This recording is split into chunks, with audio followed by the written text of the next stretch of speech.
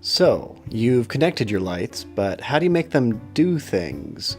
Well, that depends on what you want them to do. Each pixel can display 256 different levels of red, green, and blue, which means each pixel can change into 256 cubed possible different colors, or over 16.7 million. That also means this strand of 300 pixels can be in any one of 16 million to the power of 300 possible permutations, which is a number so large it has over 2,000 zeros in it. For reference, the number of atoms in the universe is estimated to be a number with about 80 zeros in it. With numbers like these, it's clear we're going to need to simplify things. Even if we wanted to send each color to each pixel separately, it would take almost a kilobyte to talk to the entire strand, which, running at a measly 30 frames per second, would require a connection of over 200 kilobits per second. Now, that might sound slow compared to your internet connection, but a microcontroller like this Arduino would have to maintain a serial connection of over 2 million baud to keep up, and it would be spending basically all its time processing the serial information and have no time left over to talk to the lights. So how do we reduce our data throughput? Well, one way is to write out several different effects in code and then tell the Arduino which one to do at any given time, which is something we can send as a single byte.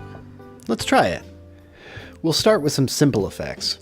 Let's make all the lights the same color. We'll write a red effect, a green effect, and a blue effect, and have an extra parameter to hold the incoming serial byte. Now we can select between our effects at any time by sending a new serial instruction. We're using the fast LED library to operate the lights, and I've written a simple Python script to send serial information to the Arduino.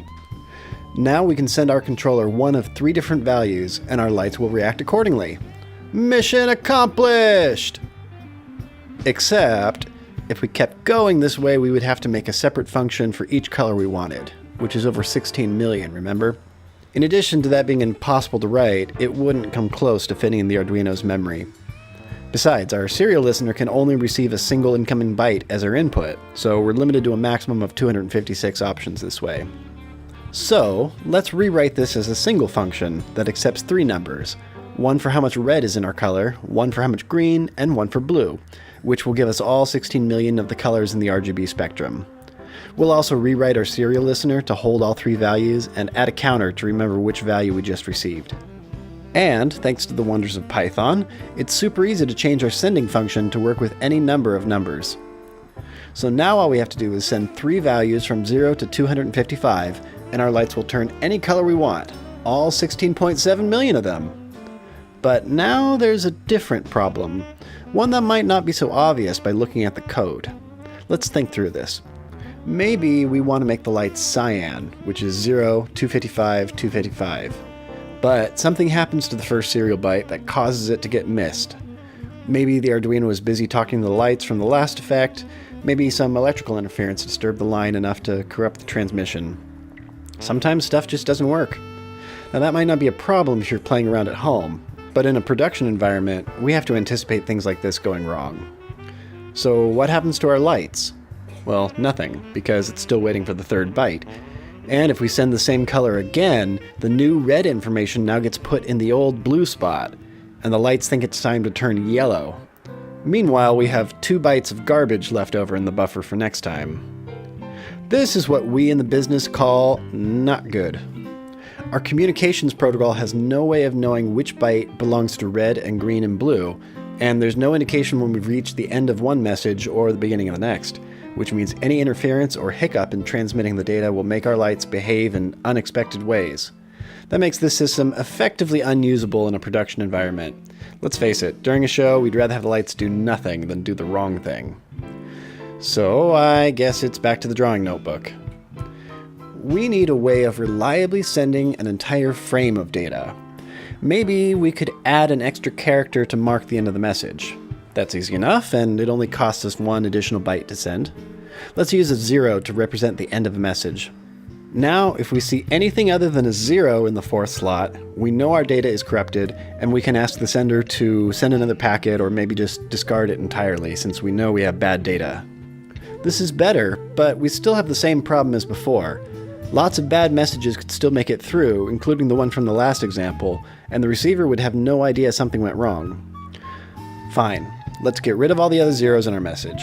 If we need to send a 0 to the lights, we'll send it as a 1, and then the receiver can decode it back into a 0. We'll just ignore any actual 1s sent from our original lighting values. This works in that we've fixed our other problem, but it's not particularly elegant, since we're losing information when we transmit it. Even though the difference represents an imperceptible change to the eyes, we've lost almost 200,000 possible colors out of the 16.7 million available. Which, on one hand, still leaves us with well over 16 million. But we can do better. How about this? Let's send a byte before our message to tell us how long the message should be.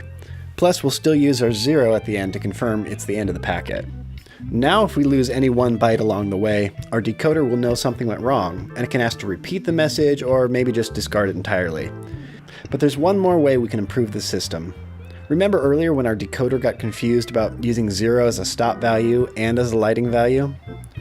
Well, since we know our message is less than 254 characters, we can replace every 0 with the distance to the next 0, or the distance to the end of the message, which is guaranteed to fit in 1 byte. We'll even do the same with our first byte, replacing it with the distance to the first 0, or 255 if there are no zeros in our message. Now, anytime the receiver gets a 0, we know we've hit the end of the message, and it's time to reverse the process and decode all the zeros back in. So we're left with our original message. We've now clearly marked our packets, and if a byte is missing, we're pretty likely to catch it when we decode the message. And all it cost us was 1 extra byte before our message and 1 byte after. Of course, it doesn't have to be a color that we send. We could change our messaging scheme to send multiple colors, or tell it which animation we want to activate, or how fast an effect should go, or anything we want. We could just as easily use this to tell a drone where to fly, or a satellite where to point, or anything else we can communicate as a series of numbers. And as a bonus, this scheme works for messages of any length, up to 254 bytes, since we're using 2 bytes as overhead. And any message longer than that can simply be sent as multiple messages. I really like this protocol, and since I just invented it over the course of this video, that means I get to name it.